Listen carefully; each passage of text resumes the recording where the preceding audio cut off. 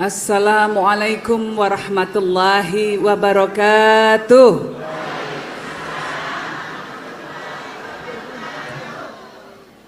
Bismillah, alhamdulillah, salatu wassalamu ala rasulillah Sayyidina Muhammadin ibni Abdillah aman tabi'ahu wala wala hawla wala quwata illa billah, amma ba'd. Hadratal mukarramin, wabil khusus yang sama-sama kita muliakan, yang sama-sama kita cintai, Tuan Guru Haji Lalu Turmudi Badaruddin yang telah hadir bersama kita pada hari ini. Kita doakan beliau panjang umur, sehat walafiat, dan diberikan kekuatan oleh Allah Subhanahu wa taala untuk terus membimbing kita di masyarakat. Amin amin ya rabbal alamin. Juga hadir Umi. Sudah lama sekali tidak bertemu. Salam kangen Umi. Yang saya hormati Tuan Guru Haji Bahauddin Nur Badarul Islam, Rais Syuriah PCNU Lombok Timur. Lalu Profesor Masnun Tahir, Ketua PWNU NTB. Bapak Haji Marwan Hakim, Ketua PCNU Lombok Timur, yang tadi sudah memberikan sambutan. Saya kenal Pak Marwan ini sudah lama sekali. Sudah lebih dari 10 tahun. Waktu pertama kali ketemu, saya agak bingung. Beliau bilang saya orang NU, terus saya lihat ini gondrong begini, baru sekali ini ada orang NU gondrong ini ya. Tapi yang membuat saya terkesan adalah pengabdian Pak Marwan untuk masyarakat. Beliau mendirikan pondok pesantren di tempat terkecil, tempat terpencil. Berdakwah bukan di tempat-tempat ramai, tapi justru tempat-tempat yang mungkin jin saja mau buang anak juga kesulitan saking jauhnya awalnya ya.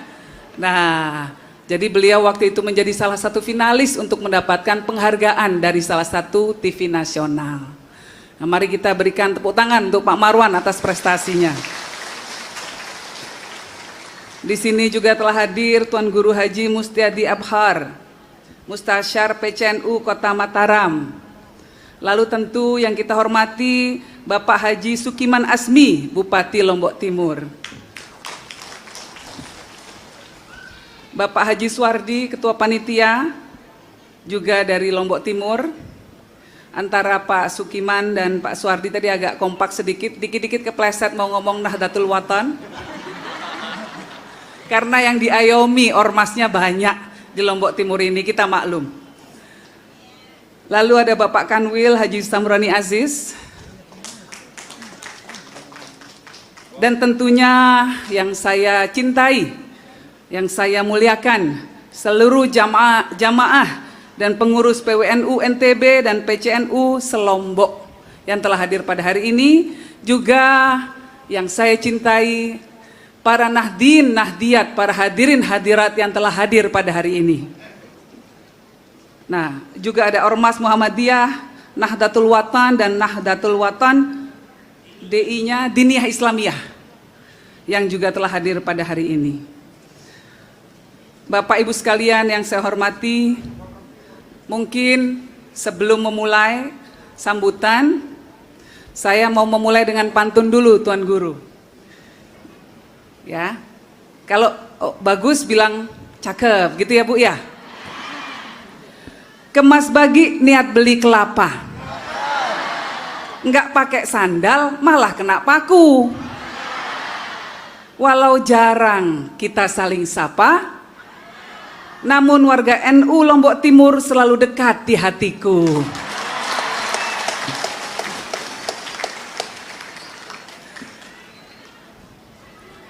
Bapak Ibu sekalian yang saya muliakan, alhamdulillah Allah memberikan kita semua rezeki yang paling utama, yaitu kesehatan dan kekuatan untuk saling berkumpul dan menyapa pada hari ini. Ya, bertatap muka. Ya, kalau anak muda dulu ada pepatahnya namanya tak kenal maka tak sayang. Oh, zaman dulu bukan anak muda. Zaman dulu pepatahnya adalah tak kenal maka tak sayang. Kalau zaman sekarang Umi beda. Tak kenal maka tak aruf. Itu katanya. Nah, terutama anak-anak muda yang di jomblo-jomblo yang di sana ini, kayaknya ini. Mana yang jomblo suaranya? Banyak ternyata. Tenang ya jomblo ya, jodoh itu nggak kemana-mana.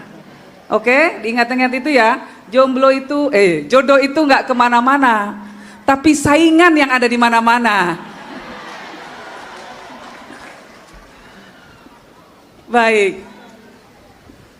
Alhamdulillah Allah memberikan kita kesehatan sehingga kita bisa bertaaruf, saling kenal, saling bertemu pada hari ini. Dan kita semua ini mendapatkan keistimewaan yang lebih-lebih lagi.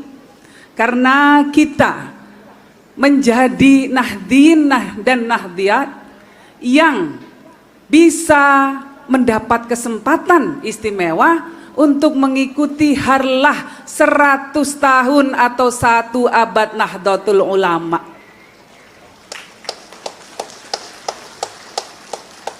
Bapak Ibu sekalian, jangan anggap kecil nikmat itu.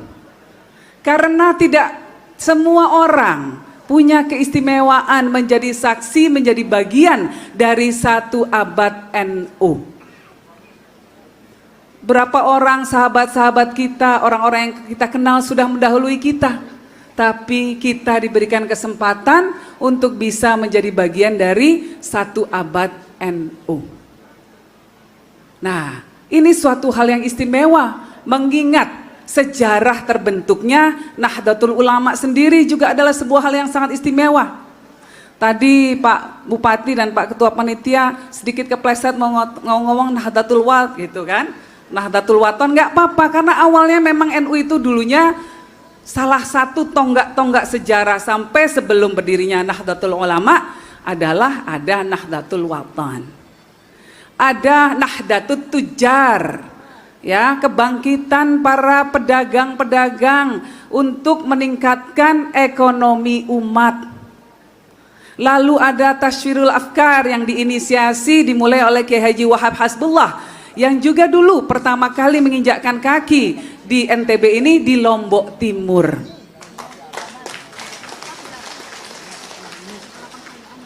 Tahu siapa itu Kiai Haji Wahab Hasbullah, ibu-ibu, bapak-bapak? Tadi sudah nyanyi lagu ya lal watan ya lal watan ya lal watan hubbul watan minal iman. Nah itu Yai Wahab yang menuliskan. Ya, hubbul watan minal iman. Kecintaan pada bangsa dan negara kita itu bagian dari iman kita. Nah itu Mbah Wahab yang menciptakannya. Dulu Yai Wahab pertama kali ke sini. Makanya saya itu merasa terpanggil untuk datang menghadiri acara peringatan harlah 1 abad NU yang diselenggarakan oleh teman-teman NU Lombok Timur. Mungkin karena itu. Karena saya sebetulnya kegiatannya banyak ibu-ibu. Saya ini orangnya sibuk. Ya, bukan gaya ya, saya ini anggota PKK. Perempuan kebanyakan kegiatan. Pulang dari sini saya langsung ke Jepang. Diundang untuk bicara di sana. Nanti pulang ke Indonesia nggak lama berangkat lagi ke Bangkok. Nah itu jadwalnya seperti itu. Alhamdulillah hari ini bisa bertemu dengan Bapak Ibu sekalian di Masbagi. Nah saya lanjutkan cerita saya tentang sejarah Nahdlatul Ulama. Setelah Nahdlatul Tujar, setelah apalagi Nahdlatul Fikr, maka tahun 1926 16 Rajab 1344 Hijriah. Para kiai-kiai ini kumpul di Surabaya. Kenapa waktu itu kumpul?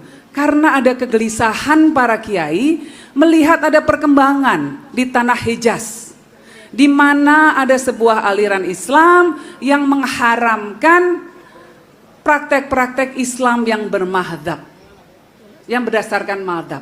Seperti yang kita yakini ini. Kita ini penganutnya madzhab Imam Syafi'i. Nah dulu itu ada gerakan untuk menghapuskan Islam-Islam bermadzhab. Yang boleh cuma satu saja, tunggal, madzhab Wahabi, aliran Wahabi. Gelisah kiai-kiai, karena apa? Menghapuskan madzhab berarti menghapuskan banyak sekali amalia-amalia yang sudah dipraktekkan oleh umat-umat Islam di Nusantara. Dan satu hal yang paling mengancam adalah aliran ini itu suka membid'ahkan banyak hal. Salah satunya membid'ahkan ziarah kubur. Nah, sudah membid'ahkan ziarah kubur sampai mau membuat gerakan untuk menghancurkan makam-makam para sahabat, termasuk makamnya Rasulullah SAW. Bayangkan Bapak Ibu, mau dihancurkan waktu itu. Nah, pada waktu itu akan diselenggarakan sebuah muktamar internasional, muktamar alam Islami di Mekah. Dan gagasan ini mau dikeluarkan di acara muktamar tersebut. Seluruh umat Islam di dunia diundang. Nah, kiai-kiai Nusantara gelisah. Waduh, ini kalau disahkan dan kemudian diikuti di mana-mana, gawat. Makam para wali juga akan dihancurkan. Makam para sahabat dihancurkan. Makam Rasulullah SAW dihancurkan. Ini bahaya. Lalu para kiai berkumpul untuk menghimpun diri dalam sebuah perkumpulan. Pertamanya dibuat yang namanya Komite Hijaz, diketuai oleh Kiai Haji Wahab Hasbullah dan dibantu oleh Kiai Haji Raden Asnawi Kudus. Nah, tapi komitenya, rombongannya sudah dibentuk, yang ngirim siapa? Kan lucu, ada rombongannya, rombongan kiai-kiai, yang ngirim organisasinya apa? Karena itulah didirikan sebuah organisasi mewakili para ulama di Nusantara yang diberi nama Nahdlatul Ulama, kebangkitan para ulama. Dan alhamdulillah, berkat pertolongan Allah yang membuka hati Raja Ibn Saud pada waktu itu, dan berkat desakan dari para ulama-ulama di seluruh penjuru dunia, salah satunya yang paling utama dari Nusantara. Indonesia belum ada waktu itu Bapak Ibu. Indonesia belum lahir. Ya. Maka niat untuk menggusur makam Rasulullah dibatalkan.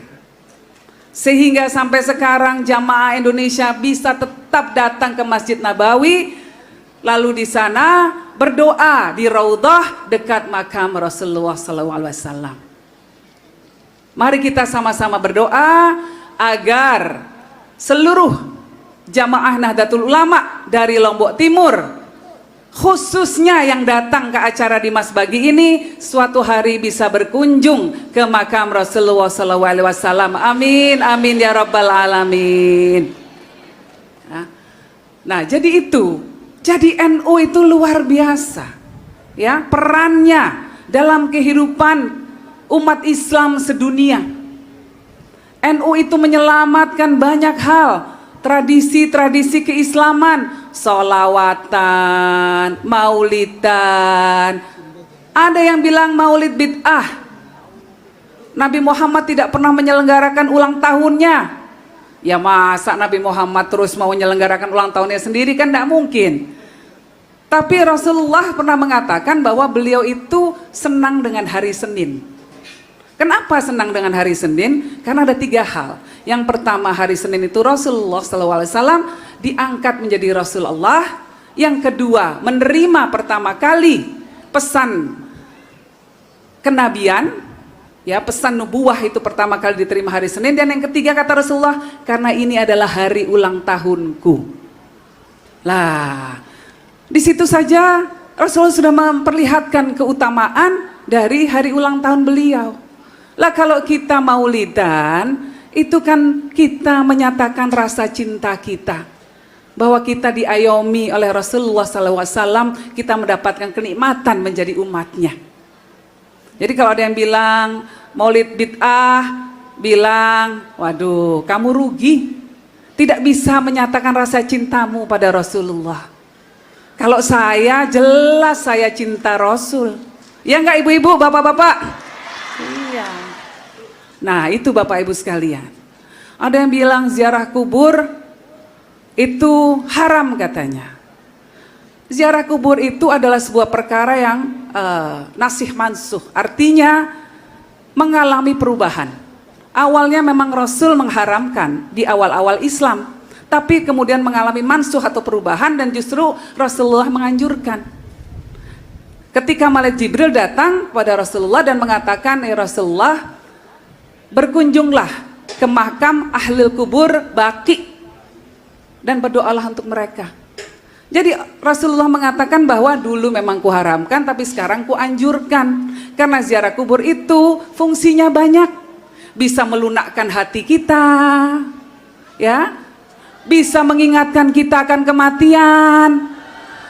Kalau sudah ingat mati masih sombong nggak sih kita? Enggak. Orang yang mikirnya mau hidup lama itu yang sombong. Begitu sombong, waduh, suka-suka dia. Nyakiti orang lain, ngambil hak orang lain, karena nggak pernah mikir mati. Orang NU ini kenapa akhlaknya akhlakul karimah? Karena sering ziarah kubur. Jadi diingatkan bahwa sebentar lagi loh, kita nggak lama loh. Umat kita ini nggak panjang umurnya. Nabi Adam dulu dikatakan bisa sampai ribuan tahun. Nabi-nabi setelah Nabi Adam ratusan tahun. Kita nih jatahnya nggak banyak, Bu. Ya, paling 100 tahun saja alhamdulillah. Ya, rata-rata kalau orang Indonesia itu life expectancy ratio, ngerti nggak Bu apa itu, Bu? Hah? Nggak ngerti? Oh, saya pikir ibu-ibu di sini jago bahasa Inggris semua. Angka harapan hidup orang Indonesia itu sekitar 77 tahun, yang laki-laki, yang perempuan 78 tahun. Nah, perempuan dapat diskon lebih banyak ini, tambahan. Ya, oh nggak ngerti bahasa Inggris, baru mau saya kasih tebakan. Kalau yang bisa nebak nih ibu-ibu, mau saya kasih hadiah umroh bahasa Inggris. Saya tes ya, barangkali Banser nih yang bisa jawab ya. Bahasa Inggrisnya pintu itu kan apa? Door. Bahasa Inggrisnya buka pintu, open the door. Bahasa Inggrisnya, aduh kunciku ketinggalan terus aku nggak bisa buka pintunya, itu apa? Gedor-gedor. Mohon maaf Tuan Guru, ini biar menghibur sedikit Tuan Guru ya. Nah, jadi itu ibu-ibu, kita ini alhamdulillah dikasih ya sampai sekitar 80 tahun. Moga-moga masih bisa mengikuti Tuan Guru sampai di atas 80 tahun. Sekarang usia Tuan Guru berapa ya? 90 lebih, Masya Allah. Nikmatnya luar biasa. Nikmat, bukan nikmatnya Tuan Guru, nikmatnya kita bisa didampingi oleh beliau, Masya Allah. Alhamdulillah. Nah, ibu-ibu sekalian, jadi yang namanya Nahdlatul Ulama itu perannya luar biasa, ya, untuk terus mengajarkan tradisi-tradisi kepada masyarakat. Ini perannya ibu-ibu, bapak-bapak, ya, ibu-ibu terutama nih, karena muslimat di sini nih, saya juga muslimat Bu, ya, saya juga di PP ya, muslimat ya, sama-sama. Kita ini mendidik anak kita, kita ini nyubit-nyubit bapak kita kalau keliru. Jadi peran perempuan luar biasa. An-nisa imadul bilad, idza saluhat saluhal bilad katanya. Perempuan itu tiangnya negara. Kalau perempuannya saleh, perempuannya baik, baik semua negaranya. Ayo tepuk tangan dulu untuk para perempuan. Nah, jadi perannya ibu-ibu muslimat ini besar untuk melakukan dakwah bil ma'ruf. Ya, terus mengajarkan tradisi-tradisi keislaman pada anak cucu kita. Nah, itu yang paling penting. Nah, ajari ziarah kubur, ajari sholawatan, ajari maulidan, ajari baca yasin pada waktu malam nisfu Sya'ban, ajari banyak sekali semua tradisi-tradisi yang memang dipraktekkan oleh para ulama di Islam Nusantara. Ini perannya kita semua dalam NU menghadapi abad keduanya. Dulu Kiai Haji Hashim Asy'ari dan para muassis Nahdlatul Ulama lainnya sudah membuat terobosan luar biasa untuk menyelamatkan tradisi Islam. Nah, sekarang tugas kita, tugas peradaban kita adalah melestarikan tradisi-tradisi tersebut. terus bergerak di masyarakat, memperlihatkan Islam yang tasamuh, Islam yang toleran, Islam yang mengayomi semua, Islam yang tidak suka dengan ujaran kebencian, Islam yang merangkul, bukan Islam yang memukul. Nah, itu tugasnya Bapak Ibu sekalian.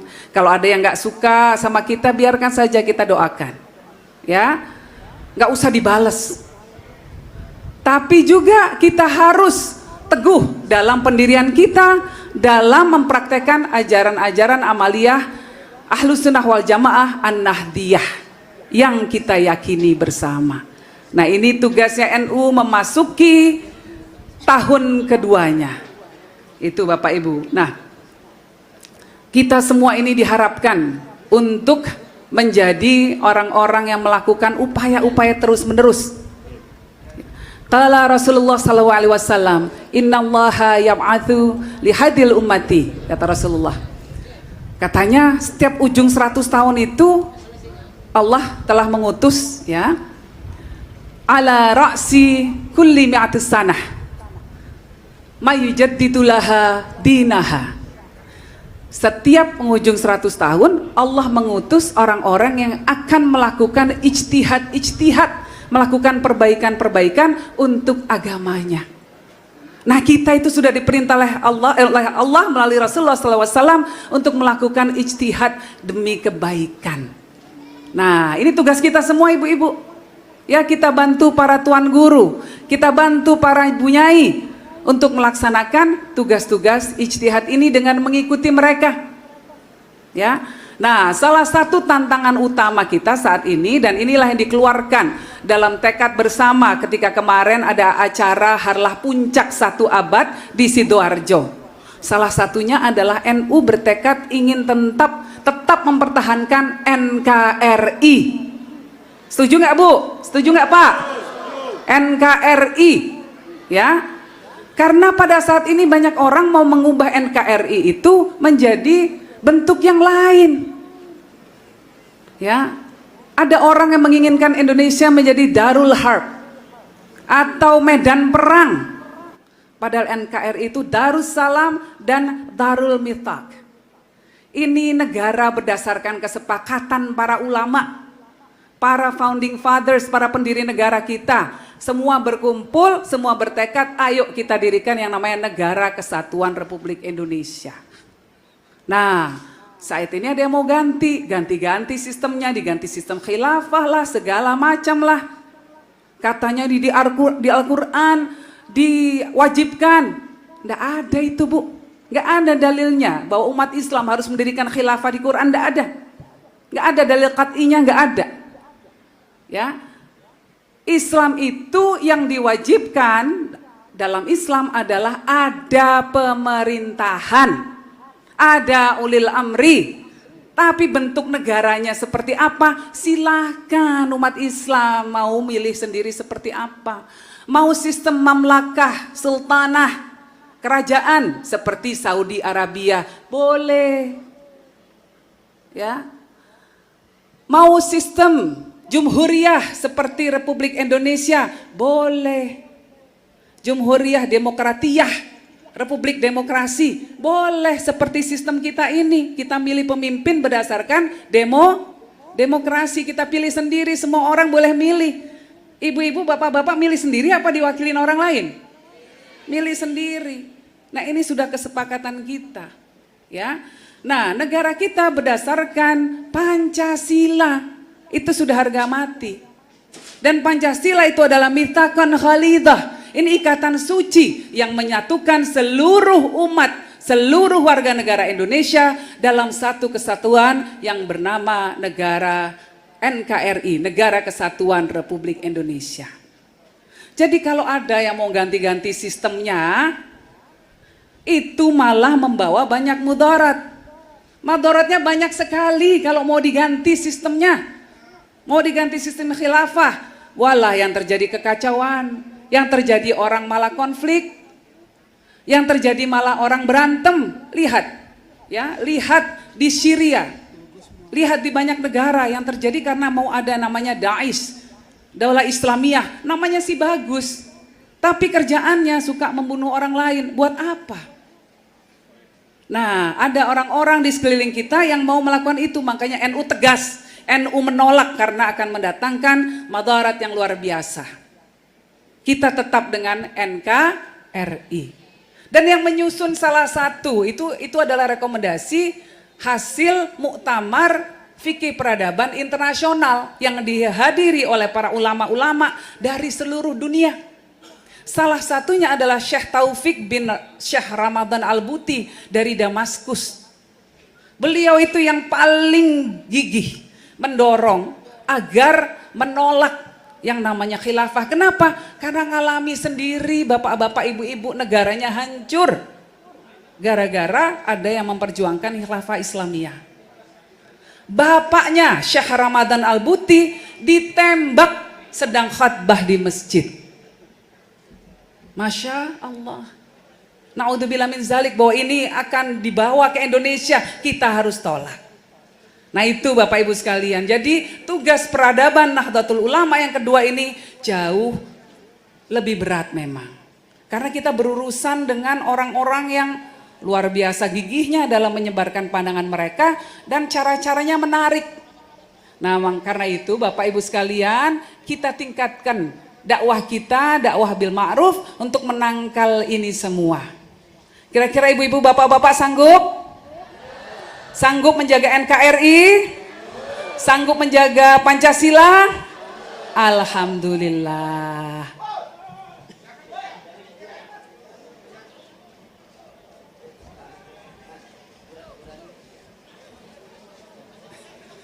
Ya, ahlan wa sahlan. Gus Muafiq sudah datang. Gus Muafiq, berarti saatnya saya sudah harus selesai. Ya. Jadi kira-kira begitu ibu-ibu sekalian yang saya hormati, bapak-bapak sekalian, adik-adikku, terutama adik-adikku ini ya. Tugas kalian adalah untuk bisa masuk ke ranah sosial media dan menyebarkan dakwah Islam yang sejuk, dakwah Islam yang merangkul, dakwah Islam yang berdasarkan ajaran Ahlus Sunnah wal Jamaah An-Nahdiyah. Insya Allah kita semua akan diberikan kekuatan melanjutkan cita-cita perjuangan para muassis Nahdlatul Ulama untuk mempertahankan Islam di Nusantara ini seperti yang telah dicita-citakan oleh para kiai-kiai di Nusantara. Terima kasih, saya akhiri sambutan saya dan mohon maaf atas segala kesalahan. Allahumma muwaffiq ila aqwamit thariq. Wassalamualaikum warahmatullahi wabarakatuh.